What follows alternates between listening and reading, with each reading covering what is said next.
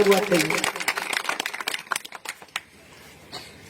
આજે બનાસકાંઠાની અંદર કોઈ પાર્ટીના નેતા આવ્યા હતા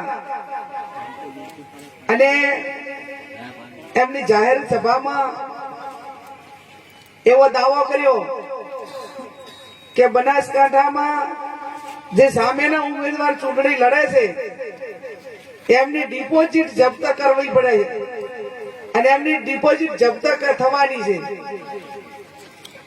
એમની ડિપોઝિટ રહેવા દેવાની નથી. હું એમને માછોલ ગામથી કહેવા માંગુ છું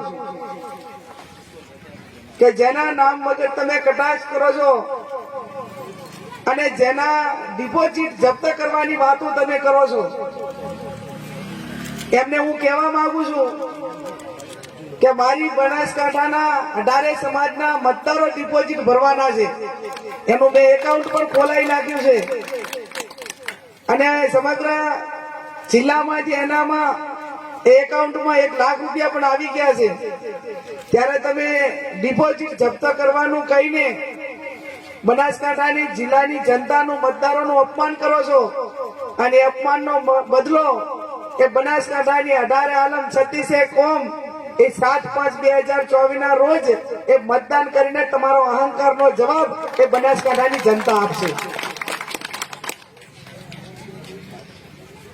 સામેના પાર્ટીના ઉમેદવારોને જીતાડવા માટે અને છબીમાંથી છબીના દાવા કરવા વાળા સામેની પાર્ટીના જવાબદાર હોદ્દેદારો હવે બનાસકાંઠાની અંદર અપડાઉન કરે છે અને રોજે રોજ કોંગ્રેસ